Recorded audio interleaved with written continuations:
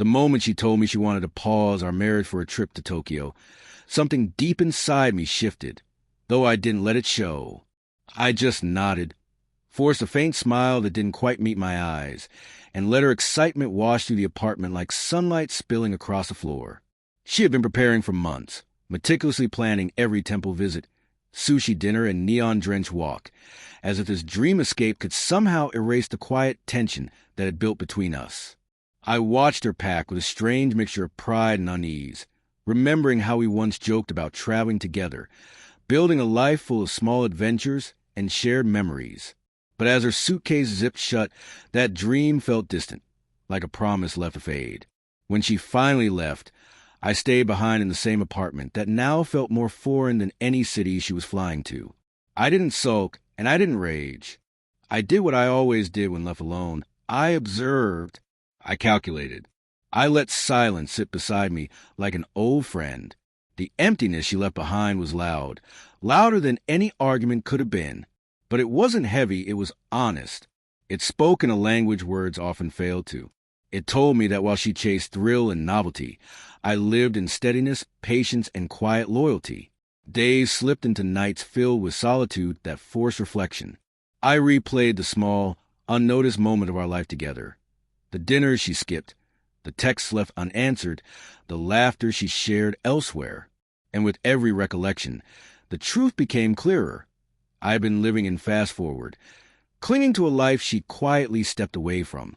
She hadn't left out of cruelty, just change. Her priorities had shifted while I stayed the same, a constant she'd forgotten still existed. When she came back from Tokyo, I was ready. The apartment hadn't changed, but the energy had. I had moved through those days not with bitterness, but with clarity, each hour refining my understanding of what I would and would not tolerate.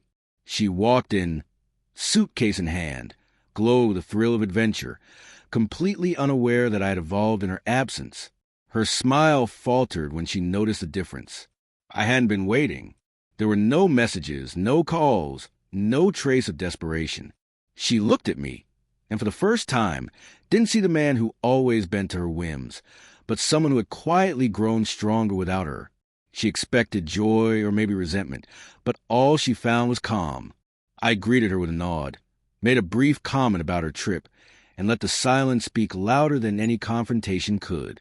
She tried to fill that silence with stories, temples, night markets, neon streets. Each tale a grasp with the attention she used to command. But I didn't lean in. I listened, sure, but without that old eagerness. The air between us wasn't tense from conflict. It was balanced now. She began to notice the small things she once ignored. The folded laundry, the books I'd read, the quiet rhythms of my days that no longer revolve around her presence. It wasn't dramatic. It wasn't loud. But it was enough to show her that life, my life, hadn't paused, even when she did. By evening, she understood. The fast-forward life she thought would stop in her absence had gone on, and I had been the one moving it forward. There was no anger in my eyes, just a steady calm that reflected the truth she refused to face. I no longer needed permission to exist fully. The apartment hadn't changed much, but I had. I no longer bent. I no longer waited. She searched my face for disappointment, for pain, for the familiar dependence she'd once relied on, but found none. My calmness spoke louder than any argument. Her Tokyo stories faded into background noise, losing color against the quiet certainty I now carried.